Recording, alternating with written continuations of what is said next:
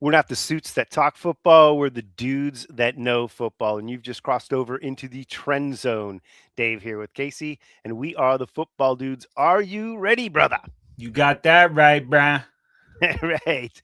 You've just crossed over into the trend zone. It is Thursday, December 11th, one day later than normal, Casey, but we're still coming at you from Los Angeles, California, and it is a beautiful 64 clear over here on the west side. What you got in the Sherm? It's always a perfect 69 in the Sherm, baby. You know how we do. Another perfect day in LA, people. In today's episode, we'll talk about Grandpa's playing quarterback in the NFL, the late season schedule shuffle, some interesting tweaks to the NFL draft, a little Survivor fantasy go backs of the week, and all of the awesome games coming up this week in the NFL. But we cannot take a trip into the trend zone, Casey, without a tasty nug for the people. Please tell us what you've got. Yeah, Dave, we got about 15 players on the precipice of historic NFL marks, but I'm not going to go through all that crap. I'm just going to give you the top dog. Myles Garrett, baby, leading the league with 20 sacks.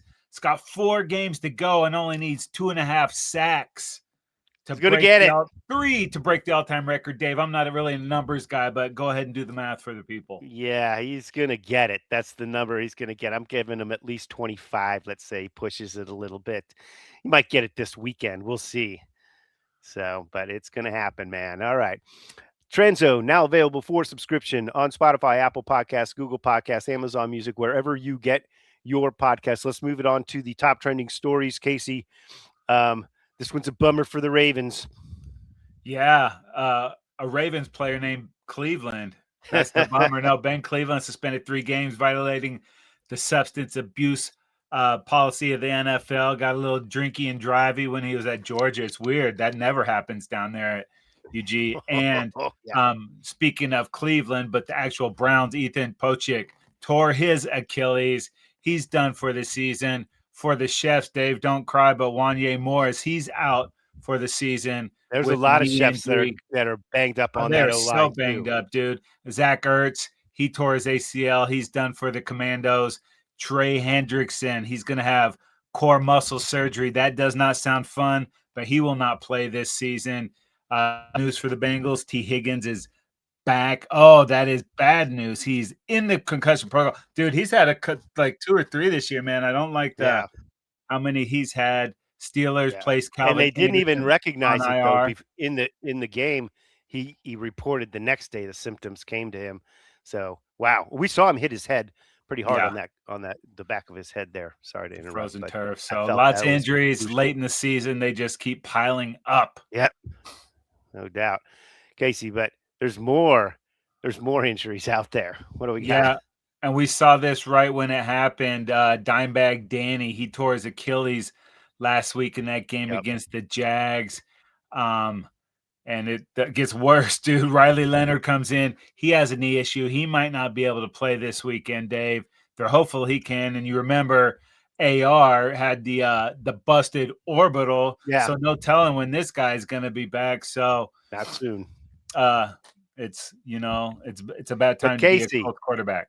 there's an answer to all of these crazy questions of how are the Colts going to do this? How are they going to piece it together? What do we got? Grandpa Hewitt's coming out of retirement. Your pop They is called me up. coming. I'm in.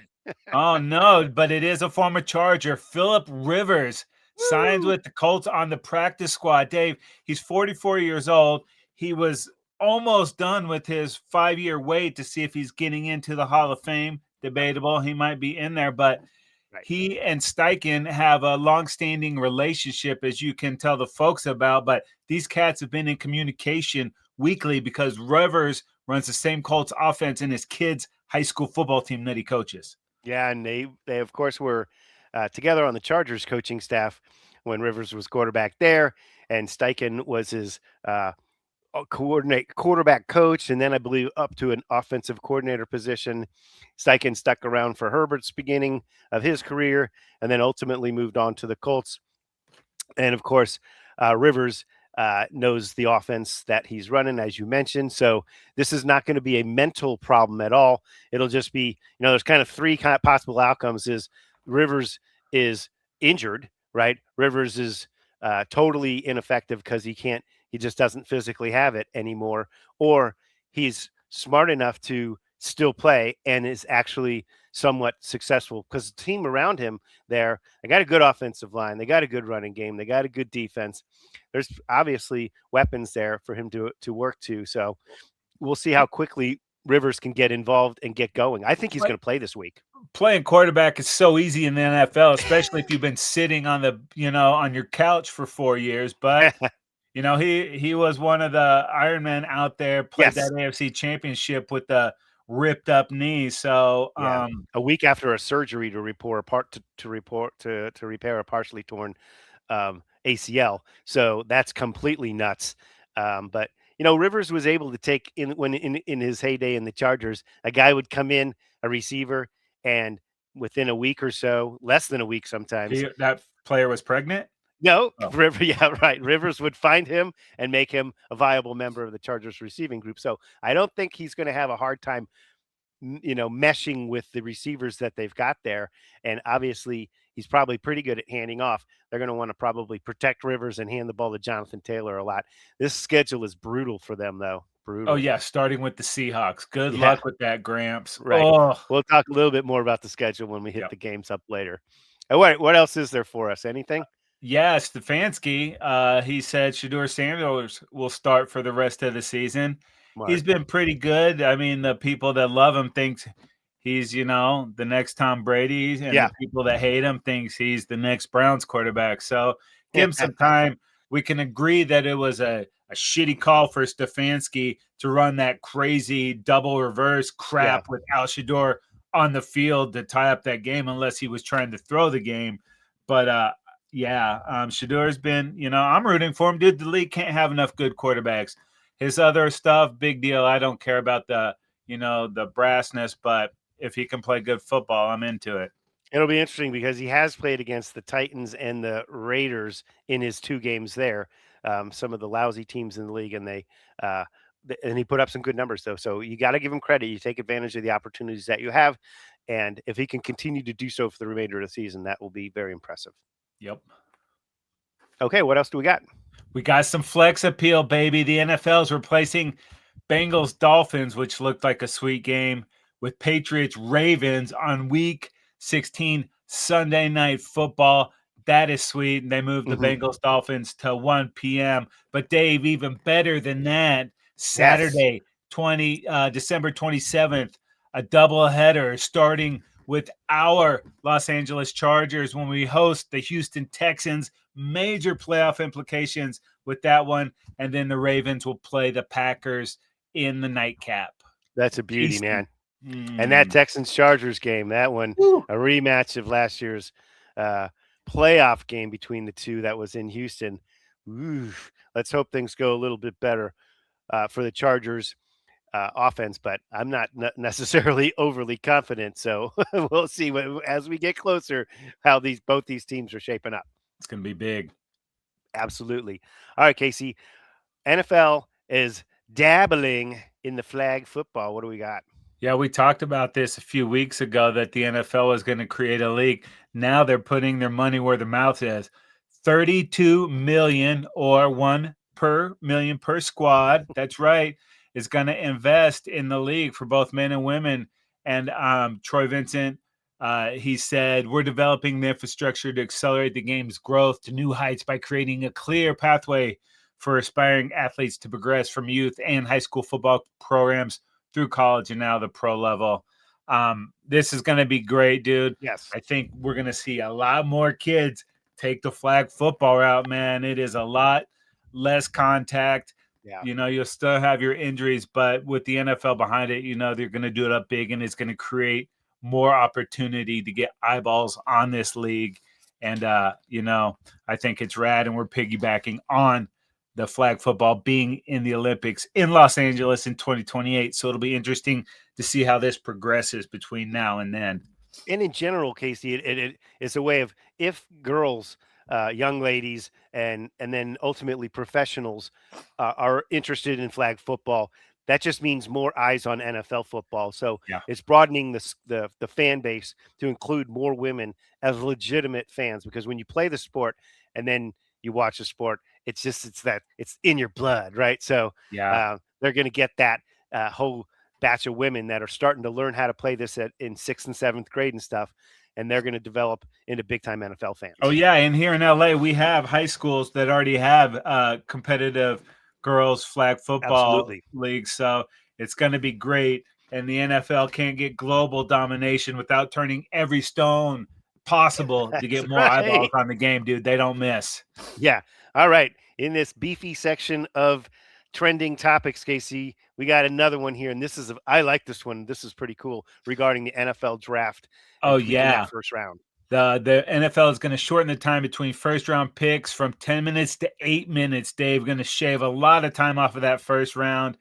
Goodell, want it even tastier, dude? He's floated around the notion that a team could get a one-time extension per draft. Time's running out on the clock. You're trying to make this deal work. It's counting down. What do? You throw a little timeout. Yeah. And you get a little extension to work out that deal. It's one per, but I think that's a great idea. I think the owners will be on board with that. I'm sure they're going to talk about it, at the owners' meetings before we get to the draft. And that just adds one more layer of gamesmanship between two teams trying to negotiate a deal right up against the clock. We'll just call timeout. I don't know what it's going to be. I mean, this one's not worked out just yet. They are shaving the 2 minutes off from 10 to 8, but this one, that's a kind of a neat little nuance to throw in there. Say, we need another 3-4 minutes, whatever it is, to get this deal kind of ironed out. So it's going to be exciting. Yeah. Drafted Pittsburgh, April 23rd. Pittsburgh, it's going to go nuts, dude. Oh, my goodness. They're going to kill it, aren't they? Yep. It's going to be great. All right, Casey, moving on. There's a couple clinching scenarios this weekend. There's some nuances, of course, but they're just basically a couple of 3 teams looking to clinch. Yeah, our Los Angeles Rams, the New England Patriots, and Dave's second favorite team, the Denver Broncos. For the Rams, simple win and you're in, baby. They can secure the spot, but the NFC West is still up for grabs. Yes. Little trickier with the AFC. New England will win the AFC and secure home field playoff with the victory of the Buffalo Bills. Patriots can also clinch a postseason berth with a tie. And plug ears, David. Chargers loss with the Texans loss or a tie, blah, blah, blah. Yeah, in Denver, they can't clinch the AFC West, but they can clinch a postseason berth with the win. Yep. Okay. Good luck to all 3 of those teams, except not the Broncos. Yeah. All right, Casey, as we always do, we pour one out for the teams that are no longer in playoff contention. Super Bowl dreams have faded and gone away. Who do we got? Yeah, there's a quarter of the league now that is down and out and looking towards that sweet time-shortened draft. Joining the Titans, the Raiders, the Cards, the Giants, and the Saints are the New York Jets, R.I.P. Cookie, the Browns, the Commanders, and the Atlanta Falcons, which are maybe losing right now as we're doing the show. That's right. Keep it a secret, though, folks. We're in the bubble, as we like to say. In the bubble. Keep us warm in the bubble. All right, Casey. Next up, total fantasy domination. Who's your quarterback? My quarterback is Josh Allen. Went Superman last week in the yards. 3 pass touchdowns, 78 rushing yards, a rushing touchdown, and a 2-point conversion, giving me a high score of the week. Oh, that's a spoiler for fantasy go backs. Dave, what about running back? I don't want to hear about this one. Yeah, Jahmyr Gibbs for the Disco Donkeys and Detroit Lions. 43 rush yards, 3 rushing TDs, and 77 receiving yards for Gibbs. What a nice day. Luckily, my Brandon Aubrey got me 22 points because I was going against Jahmyr Gibbs and the Disco Donkeys, who got 30, 22 with your kicker. Not too shabby, but how about our guy, Puka Nacua? Wow. From action, baby, and the Rammies, 167 yards and 2 receiving touchdowns. And then Harold Fannin Jr., the rookie, right? Ogre Never Algos and the Cleveland Browns. Harold Fannin has been really putting up good numbers, 114 receiving yards and a receiving touchdown there for Fannin. He is exciting. And it's crazy. He's been like off and on the waiver wire most of the season with good production, but for whatever reason, he's been floating around there and the Ogres picked him up. Yep. Nice pick up there. Fantasy go back starts of the week, Casey, where we go back in time and we say, what if? What if? Well, you got the high score, right? So you're all clean. I'm all good, baby. Securing the 5th spot out of 6. I jumped up from the dead pool into the 5th spot. taking on the Donkey Shawns this weekend. Okay, well, I'm sitting back with my 11-3 record or whatever the heck it is, maybe 10-3. But I did have some regrets about the weekend. Not that I would have done this, but bench Herbert, Jonathan Taylor, and Devontae Adams. It doesn't sound like something I would ever do. But if I had done that and I played Trevor Lawrence, Travis Etienne, and Alec Pierce, I would have gotten 23.1 extra points to boost my score from 104 point something or other to 127, which would have given me third place. Nonetheless, I still did win my matchup. So that third place would have just gotten me into the money. But I'm just fine as I take the bye week to heal my guys up, Casey, and get ready for the next week round in the playoffs. I'm feeling pretty good about myself. Nice. Okay, Casey, moving on to the Survivor's three strikes here. One of my leagues finished up with the four remaining contestants losing out, and I've added those in last week's most popular incorrect pick because it cleaned out the remainder of the league split, and then we were able to split. But let's first talk about last week's most popular correct pick. Yeah, the Denver Broncos beating the Raiders, only 6% because everybody had already used the Broncos, but you stay alive. Last week's most popular incorrect picks were Cleveland at Tennessee. I tried to get cute and save some of my teams. It turned out to sizzle me. I am dead. Washington over Minnesota killed 0.84% of people. And Dave, this pick killed almost 66% of the people's playing. Go ahead. Tell them who it was. It was Tampa Bay over New Orleans. New Orleans got the upset there. That knocked out two people in the big money league, including myself. And in our league, I believe at least 5 people took a strike in our 3 strikes league. That was my first strike in that league. And now I believe there's only 4 remaining. I think that took out about 4 or 5 players. Yeah. Ugh, took me out. Moving into next week, though, Dave, most popular, the Niners over the Titans, the Eagles over the Raiders, upset special, baby, the Jags over the Jets, and the Bears over the Browns. Yeah, got to give you a handful of choices at this point because who knows how many teams you've got left that are worth a crap. I've got none. And I retire with some good teams on the bench, Dave. I'm kicking myself. Yeah, sometimes you outsmart yourself there and you pay the price, right? Yep. Okay, Casey, enough of this fantasy and Survivor nonsense. Let's get on to the games. This week, it is no buys. The buys are behind us. Screw that crap. It's just 16 games. It is week 15 in the NFL. It's getting hot, Casey. Things are building up for playoffs. What did you say? I said it's week 15. The playoff implications are flying around wild style at this point in the season. The week 15 slate of games has us really excited about what could happen. Week 15? Week 15. It's slipping away. Yes, it is. It is slipping all the way into Thursday Night Football, which, as we mentioned, is happening as we record this episode of TrendZone here. Brought to you by the football dudes. Yeah, short and sweet, Dave, since this game is halfway over. It's the Falcons at the Bucs, and the Bucs are 6-point favorites.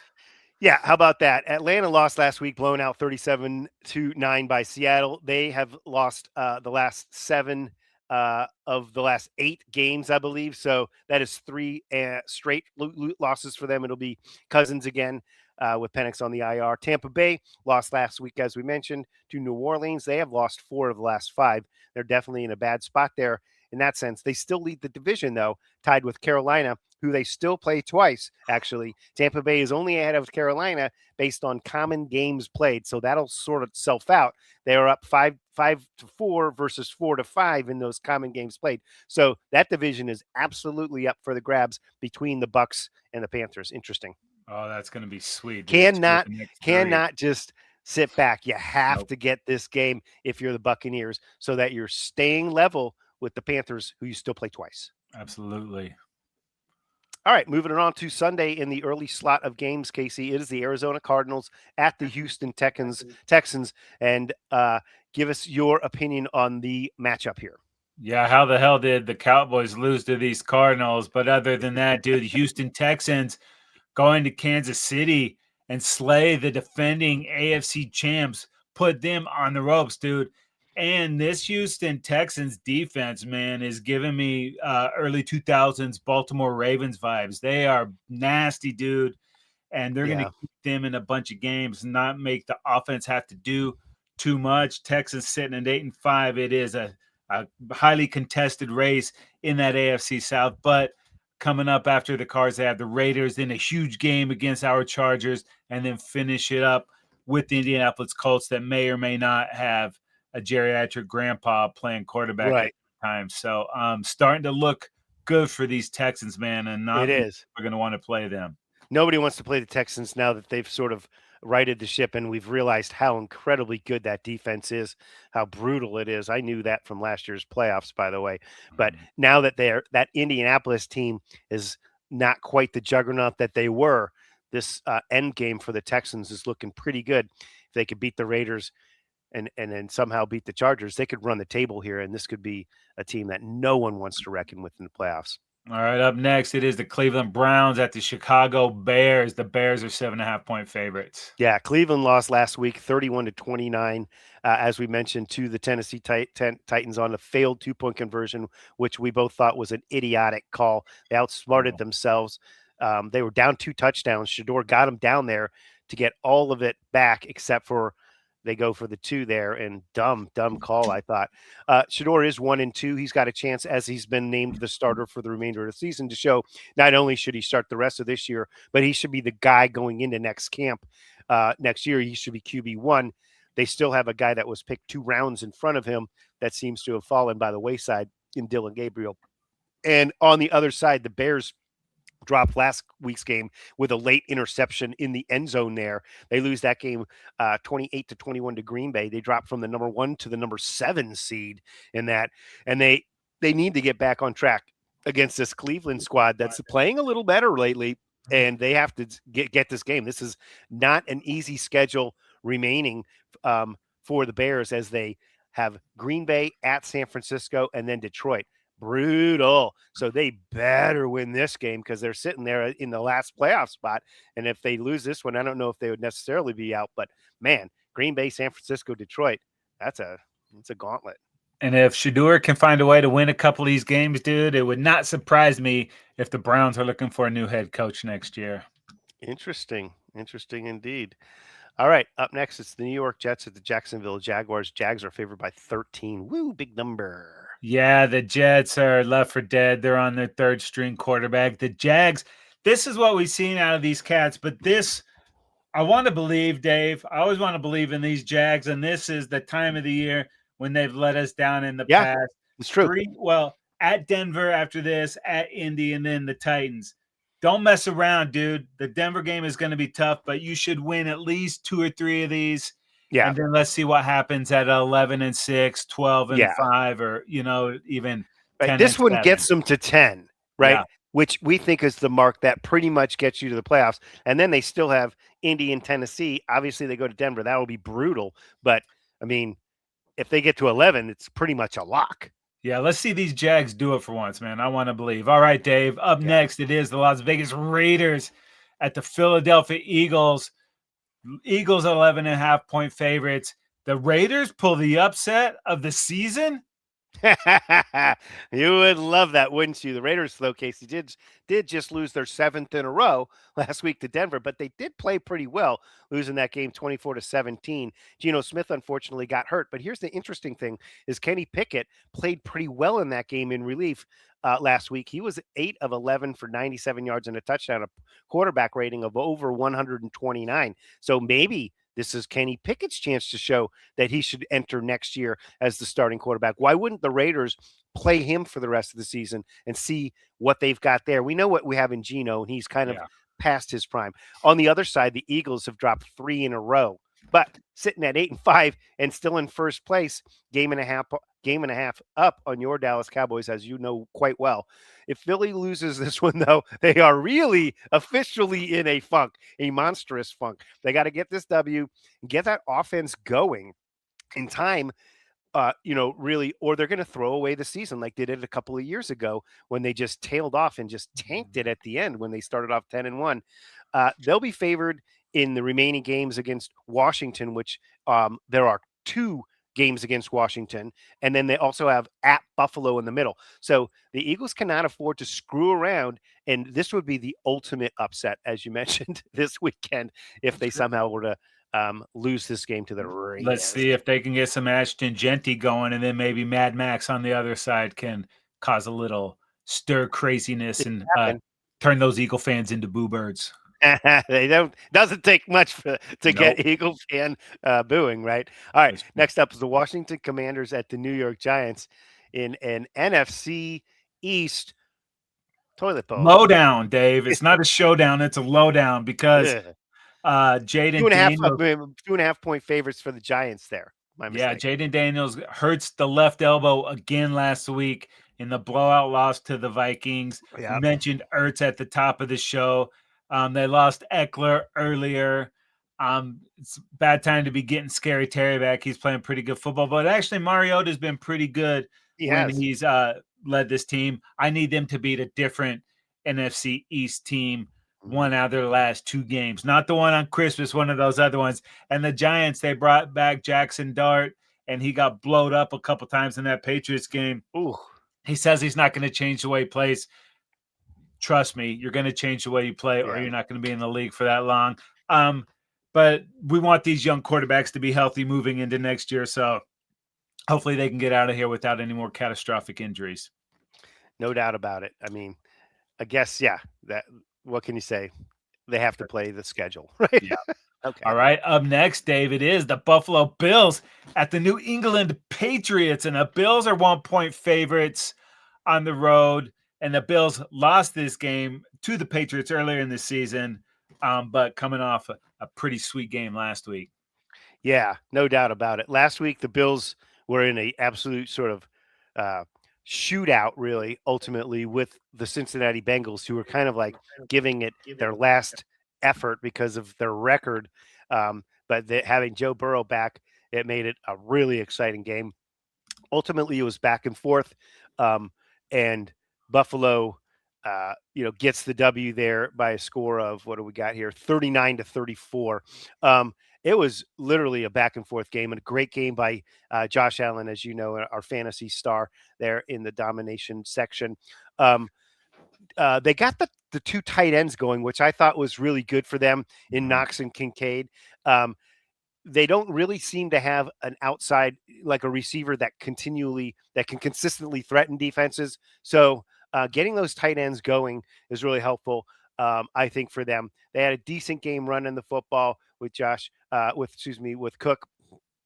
And then really this game pivoted on 2 critical interceptions late. The defense really stood up. I think it was Benford that got an interception, ran it back for a touchdown. And then they had another 6 interception there that really sealed the victory for them. But that was a huge win, actually, over a really, really, a team in the Bengals that was hitting on all cylinders with Burrow back, and the Bills rose to the occasion. Good news, at 9-4, they're in pretty good shape there. Of course, after this game, they'll go to Cleveland, they'll host Philadelphia, and they'll go to the Jets. So they'll be favored in at least 2 of those games, if not 3 of them. This is a huge game here against the Patriots, though, because this Patriots team, I've said their strength of schedule has been weak, but we know it's the NFL. And so for them to be sitting there at 11-2 is really impressive. Let's see now how they fare against this Bill squad.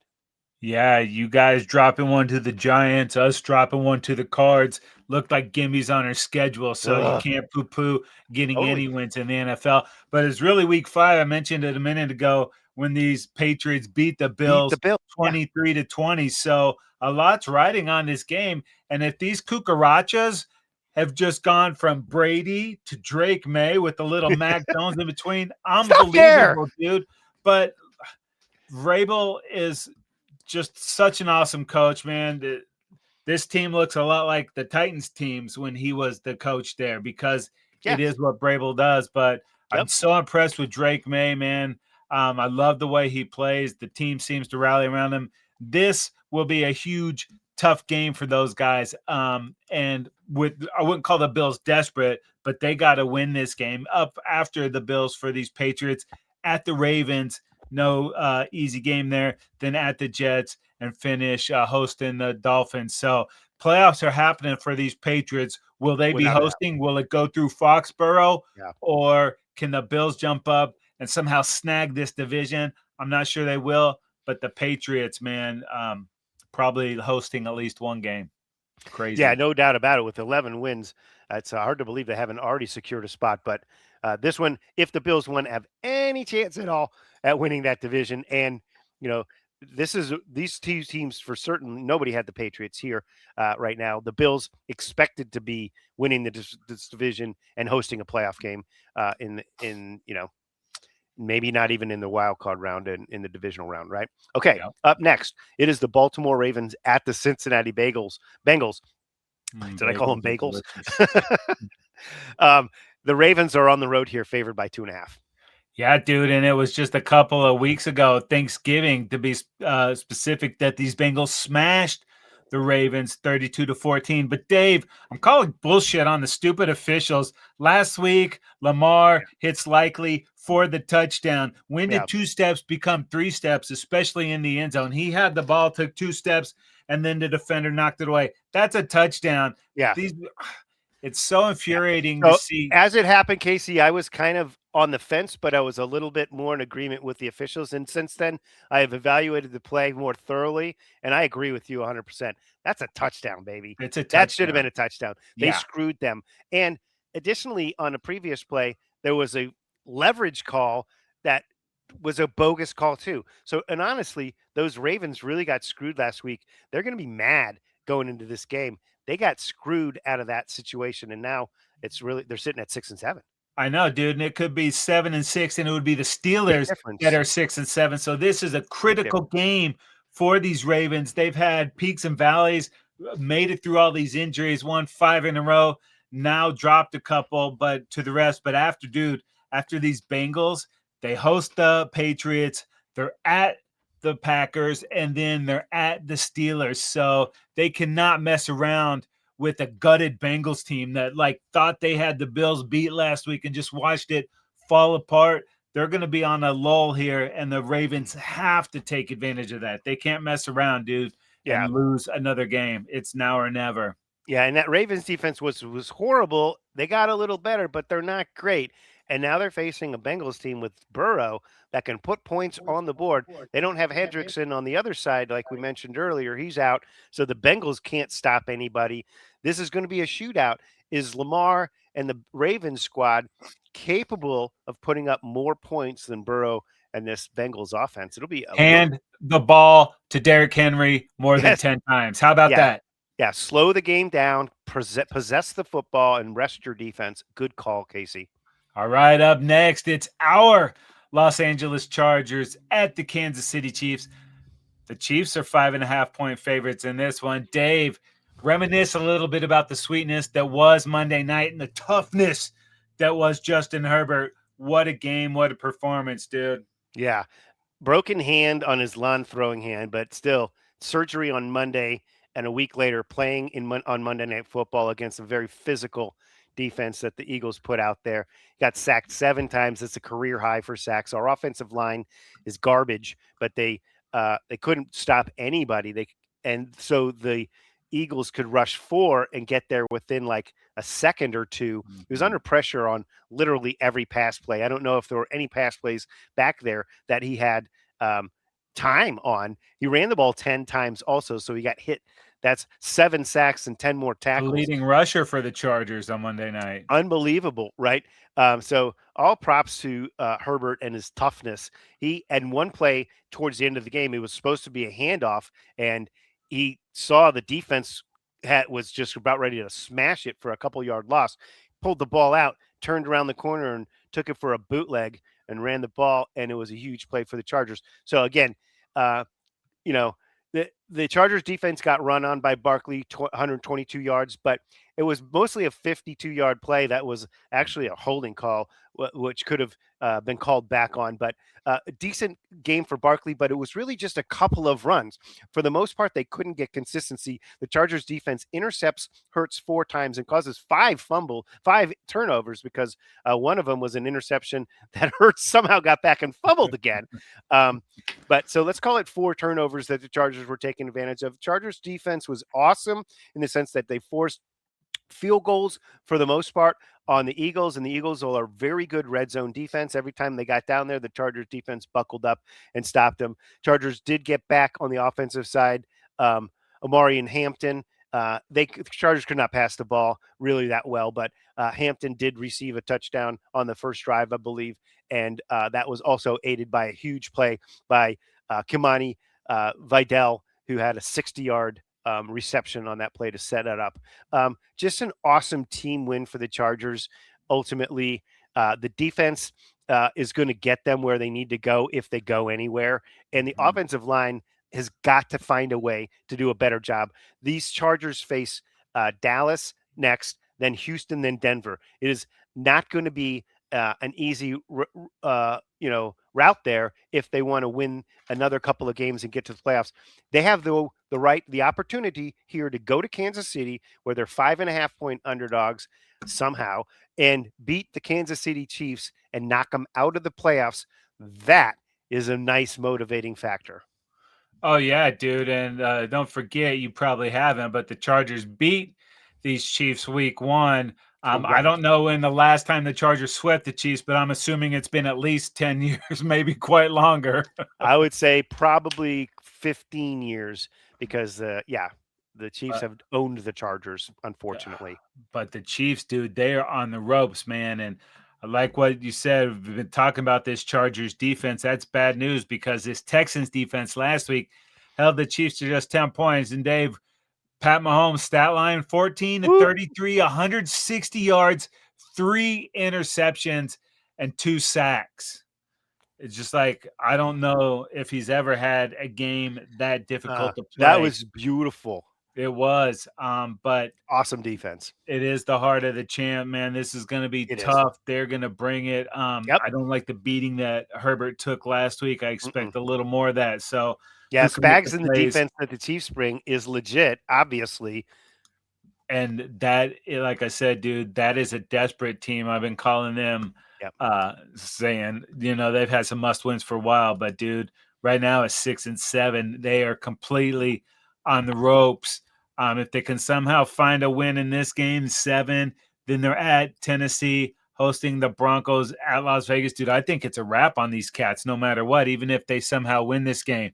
That being the case, don't mess around, dude. Remember when Ricky Schroeder's laying over the champ, tears in his eyes, saying, "Wake up, champ, wake up." You hope someone is laying over the Chiefs at the end of this game. And spoiler alert, champ doesn't wake up. Do the same thing. Prove that you guys are the team and this division is shifting. And even if it's only for 1 year, get these stinking Chiefs out of the playoffs, dude. They've been in the limelight quite a long time.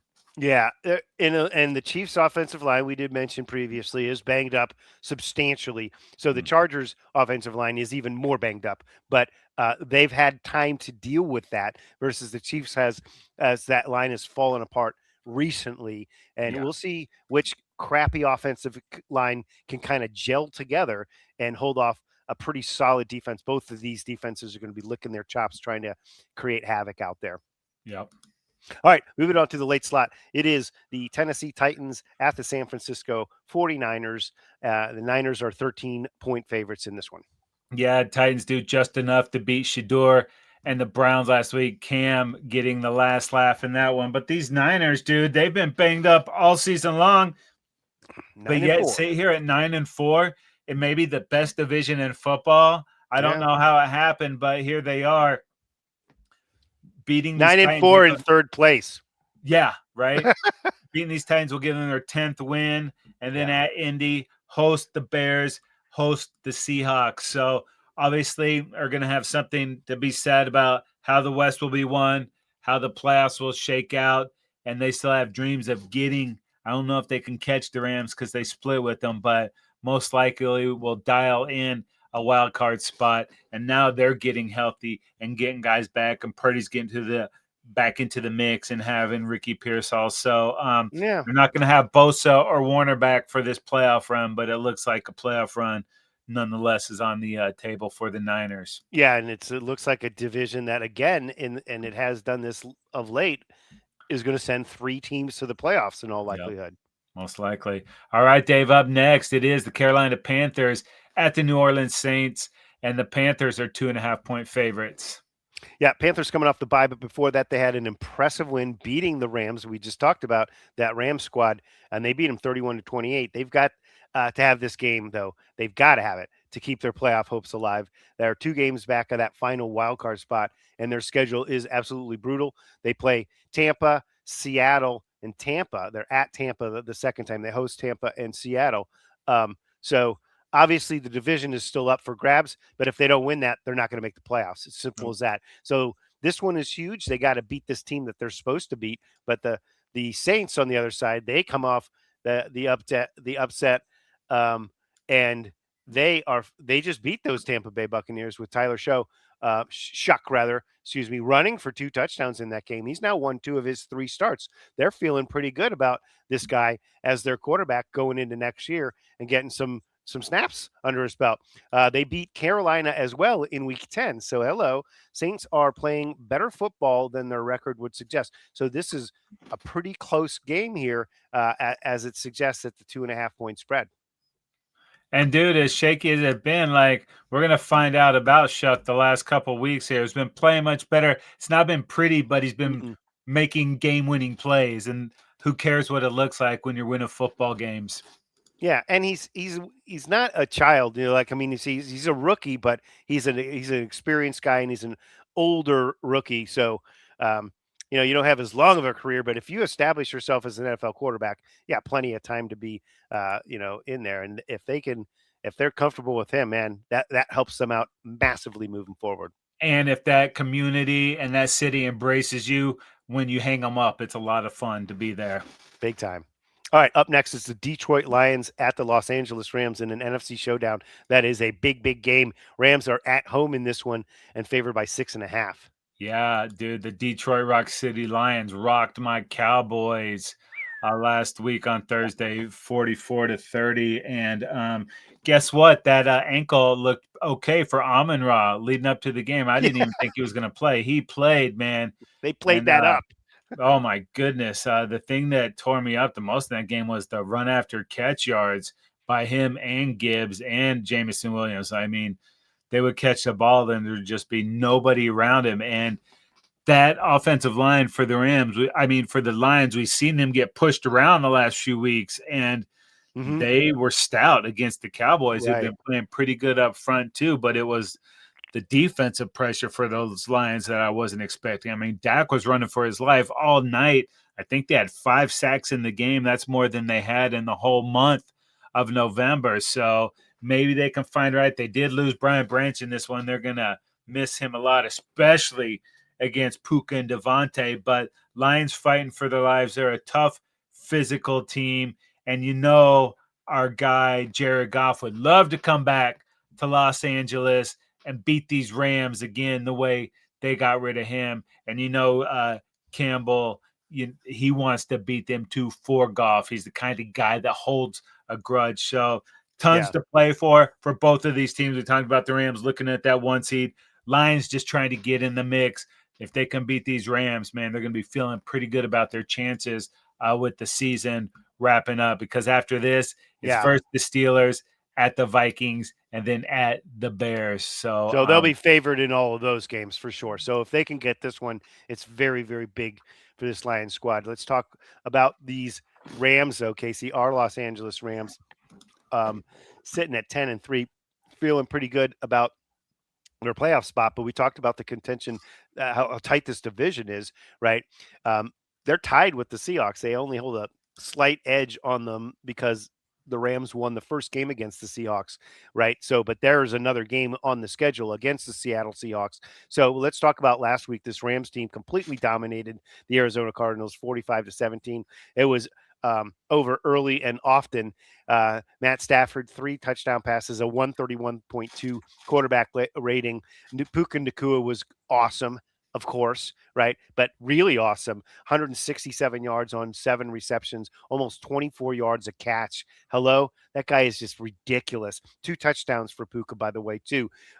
Not good for my stat line for Devontae Adams and my fantasy, but hey, you cannot stop this guy, Puka Nacua. He's unstoppable, but they also ran the ball for like 250 yards or something like that. Blake Corum and Kyron Williams combining. I mean, my God, Blake Corum averaged 10.7 yards a carry and had 2 touchdowns on 128 yards, 84 more yards for Kyron Williams and a touchdown. He even got Ronnie Rivers averaging 5 yards a carry on 8 carries for 41 yards. So they were absolutely totally dominant, and it would not surprise me if this Lions defense is just overwhelmed with what this Rams offense is doing right now. When Stafford is clicking, I mean, it just seems like it's a machine over there now. It's going to be good, dude. I cannot wait. Yeah. So after this, I mentioned they do have another game against Seattle. That will likely determine who wins that division, because after that, they have at Atlanta and versus Arizona again. So really the only game left is this Lions one, and then that one against Seattle. That'll likely, like I said, determine who's going to win the NFC West. All right. Speaking of that NFC West, it is the Indianapolis Colts at the Seattle Seahawks. And the Seahawks are 14-point favorites, even with your guy Phillip Rivers potentially starting for these Colts. Yeah. No respect for Rivers from Vegas? What? I'm shocked about this. Colts, though, last week, but to the Jaguars, 36-19. They were pretty much pounded there. Jonathan Taylor only 74 yards, and really, ultimately, when the quarterback went down, that game was kind of lost there. Even though I thought Riley Leonard did play halfway decent for the Colts. 18 of 29 for 145 yards, but 1 interception, got sacked once. His quarterback rating ultimately just a 60.3, and Jones was only 5 for 7 and 60 yards before he went down. But when Jones went down, though, they were still the game was wide open. And then when Riley Leonard, who's a rookie and who wasn't a great passer at Notre Dame, ultimately that game was lost. But and he also got hurt. So now, of course, obviously, this is all about Phillip Rivers, right? I mean, we talked about it before. If Rivers goes out there and can win this game against the Seattle defense that I'm sure you're going to discuss coming up here, it will be mind-blowing and hilarious. And the story of the NFL weekend is going to be if Phillip Rivers plays well and they somehow get this W. Yeah, Dave, that's a big. I'm not counting on it. Yeah. The Seahawks, dude, they came off of just a beat down of another bird of prey, the Falcons, 37-9. And you mentioned this Seattle defense, bro. They have 4 players all with 5 or more sacks, 41 sacks on the season, 15 interceptions. They play great special teams. They are relentless in the pursuit of the quarterback. They're very difficult to run on, giving up less than 92 yards a game. Wow. And they do a little bit of everything on defense. That's really been Mike Macdonald's calling card in the NFL. And we're starting to get to know him, aren't we, Casey? Oh, yeah. You now know him. He's the Hawks coach. And flip it over, and they still have a pretty good offense, too. Sam Darnold, man. We love him, don't we? I mean, it's just such a good story. It is, man. And look at what he's done, dude. He's got a QBR of 103.8, 22 touchdowns. He still has the propensity every once in a while to have like the bursts of the turnovers, like when the interceptions come, there's usually like 3 of them, there's multiples. But if he can limit that and the defense keeps playing like they are, he can live with a couple turnovers. But you mentioned it. They have their sights on winning that division. So if they get this game, then the Rams next week. So I love what's going on there. I love how much They've brought back those throwback uniforms. I'm not going to talk too much about JSN because I want him to have a great game this week, but he is sneaking up, should go over 1,500 yards on the season, and maybe he'll catch his 10th and 11th touchdown. But Seahawks, man, I think they are legit, dude, and they Oh got a yeah. chance to prove it these next couple of weeks. Yeah, and their schedule is going to be against teams that need to win. Obviously, the Rams next week need to win um, in order to try and secure that division title. After that, it's at Carolina, who need to win just to make the playoffs, and then at San Francisco, who obviously are just one game behind them. So it doesn't seem like it's going to lighten up for the No. Seahawks here. And if they make it through, that's a good thing going to the playoffs with They'll those be big time battle games tested. leading up. Absolutely. All right, up next is the Green Bay Packers at the the Denver Broncos, and the Packers on the road are favored by 2 against these Broncos. Yeah, man, the Packers, I hate to say it, but it looks like they're really getting it together. They held on for that win against the Bears last week. Um, Johnson said that they were probably going to go for 2 if they got the touchdown there, and Caleb missed a wide open DJ Moore. But I'm here to talk Yep. about these Packers, man. You can see the confidence that Jordan Love is playing with, man. I Yep. don't love his mechanics. He throws off that back leg so often, but you could just the way he's carrying himself and the way he's throwing that rock, man. Mm-hmm. And then when you don't throw it, you just hand it off to Josh Jacobs. They don't have Christian Watson is actually becoming that number 1 receiver for them. Yeah. Just getting better and better. His only thing in not being able to stay healthy. Now that he has, we're seeing that skill set be present, and he's got, I think, multiple touchdowns the last couple of weeks. So Pack have a little bit of everything on offense, and they have a little bit of everything on defense too. They went from a wild card. Now they are on top of that NFC North, dude. So they have sights, man. Sitting in 9-3-1 after these Broncos. It's gonna be a tough game. 2 against the Bears and 1 against the Vikings. So a lot still be said there. Or 1 more actually against the Bears because they just played last week. So it's after this one and then 1 more. But Pack look like they're getting it rolling at the right time. But as we've seen, it's a tough place to go play at Mile High, dude. No doubt about it, dude. And let's talk about this Broncos. One of the reasons it's so tough is this Broncos defense is so good.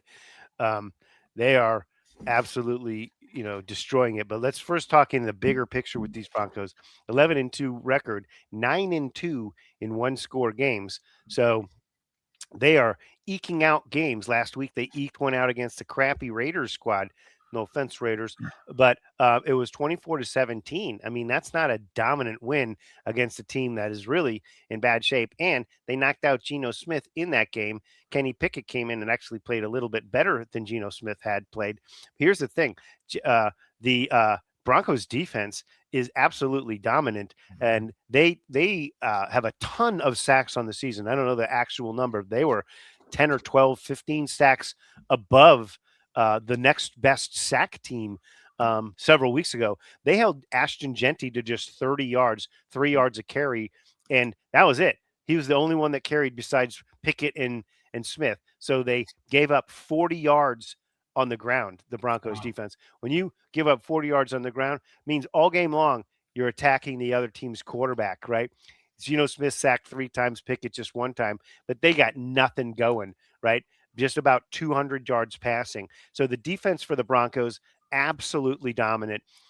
Bo Nix, 31 of 38. He's a very accurate quarterback in terms of dumping it down, just making sure he completes it. He's very difficult to sack. He's really shifty in the pocket there.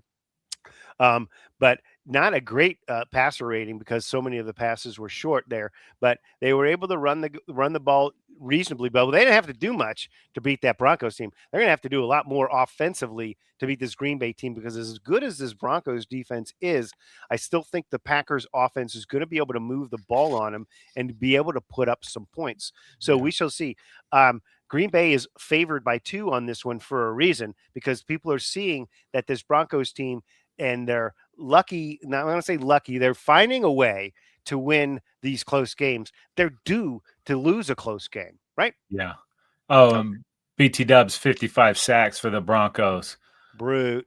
That's crazy. Sunday night football, the Minnesota Vikings at my Dallas Cowboys. Cowboys are favored by 5.5, Dave.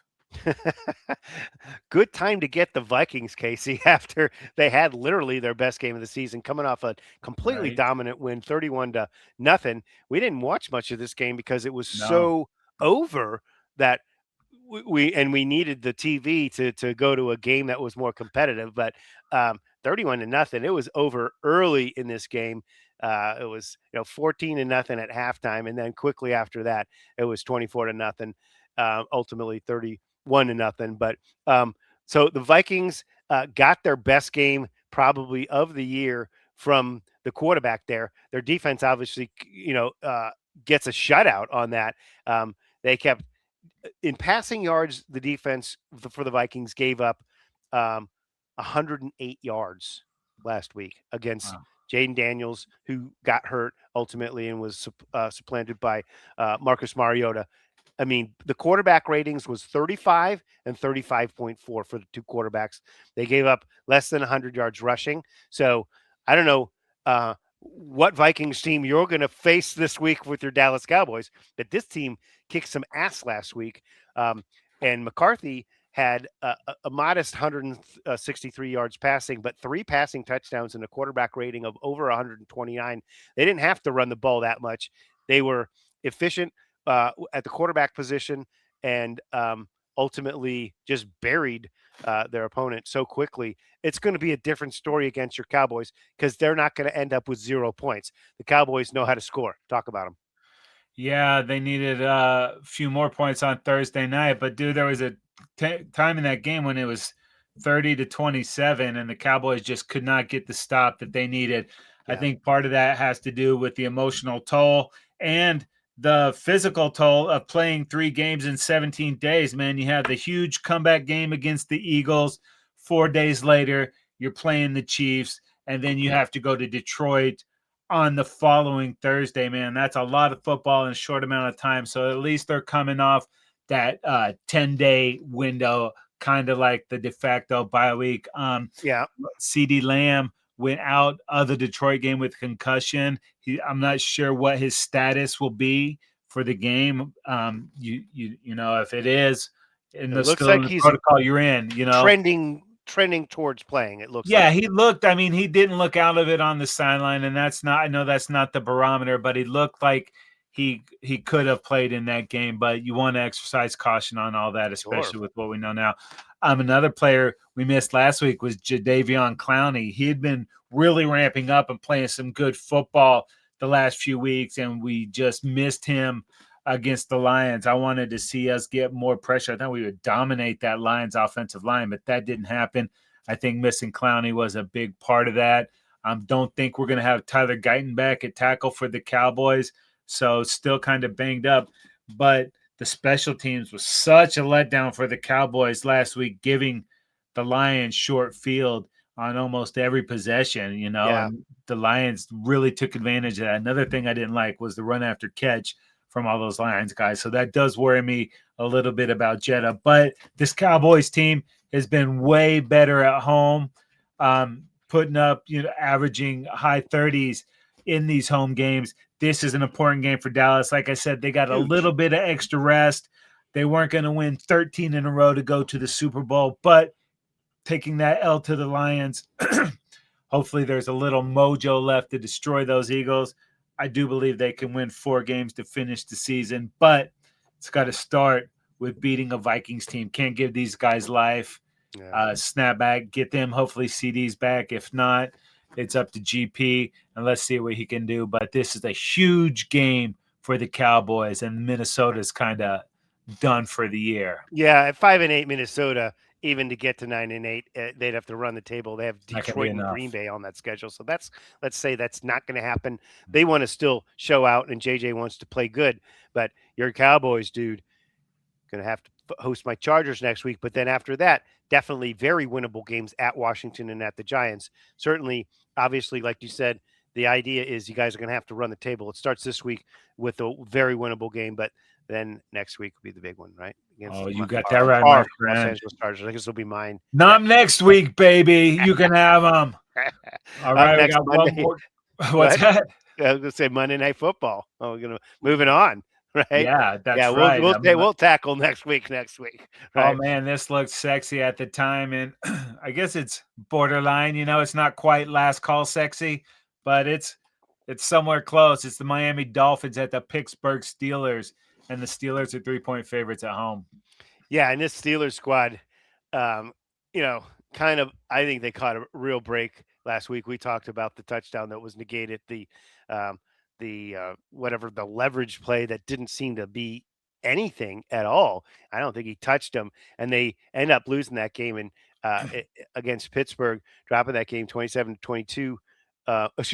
Winning that game rather. 2020. Pittsburgh beat the Ravens, Dave. Yeah, let me clean that up, right? So Pittsburgh, very fortunate there, but they do, of course, have to win this game against the resilient kind of Miami Dolphins squad right now, because after this they'll be going to Detroit and then hosting. Oh, excuse me, they'll be going to Cleveland and then hosting Baltimore. For I believe that last game will likely determine who wins the division. But let's go to last week again. Steelers actually got run on pretty good. Derrick Henry only 94 yards, but Kenyon, is it Kenyon Mitchell? Anyways, Mitchell, the speedster, 76 yards as well, 43 yards for Lamar. So all said and done, the Steelers got run on by the Ravens, which you would expect to equal a Ravens victory, which it did not. On the other side, Aaron Rodgers had a decent game for sure, 23 of 34, 284 and a touchdown for a quarterback rating of over 103. They didn't run the ball, though. Here's the key. The Steelers were, 15 yards for Gainwell, 13 yards for Warren. Johnson, 4 yards. My God, we're talking about 40 yards of rushing. That is not going to cut it. And the fact that they got run on last week, the Dolphins can run the football. So this is a must-win scenario for the Steelers, but it's also a must-win scenario for the Dolphins, who are on the outside but still alive. Yeah, dude. And these Dolphins, you want me to blow your mind real quick? They haven't lost a game since October. What? They're just sneaking around, man. And maybe that beatdown they put on the Buffalo Bills kind of jump-started their season, because they haven't lost since, man. And they went up and absolutely handled the Jets last week. And you mentioned they can run the ball. They got 3 good running backs on these Dolphins. And Jalen Waddle with Tariq gone has really stepped it up. And it's not been Tua, when he's been healthy, having a trouble, running this offense. So if you give him the support with that run game, then, anything is possible. But it's going to be brutal going up against that Steelers pass rush there. But the Dolphins are quietly playing pretty good football. If they can somehow beat these Steelers, that puts them at 8-7 with hosting the Bengals. 7-7. 7-7, hosting the Bengals, hosting the Bucks, and then to finish at New England. So this is a crazy, sneaky team, man. But Dolphins don't like the cold weather. I'm sure it's going to be pretty cold in Pittsburgh. 2 desperate AFC teams. The situation's a little bit better for the Steelers, but the Dolphins, man, I'm not gonna throw them right in the tuna net, Dave. I'm giving them a little bit of life, at least going into Monday. If they can play well under prime time in the cold against a grimy Steelers team, then it might be time to reset what we've thought about these Dolphins. I think that ultimately Tua and the mad scientists there have saved their jobs for next season based on their performances over the last month or so, right? I don't know the stat exactly, but is there some sort of stat like Tua has not won a football game when it's under 42 degrees or something like that? It's going to be cold in Pittsburgh. So they're going to have that going against them too. They have to somehow break the spell on that cold weather. The Dolphins don't like the cold weather. They don't. It's going to be a good game, hopefully. It should be, hopefully, because it's Monday Night Football. All right, that is going to do it. So many ways you can check out the Football Dudes. Now available for subscription on Spotify, Apple Podcasts, Google Podcasts, Amazon Music, wherever you get your podcasts. Yeah, go ahead and subscribe to the Football Dudes YouTube channel. Like us on Instagram and Facebook. Follow us on Twitter, Football Dudes LA. And go ahead and tag us across all social media platforms. Or just go to footballdudes.com. It's all there for you. That is going to do it for this episode of the Trend Zone.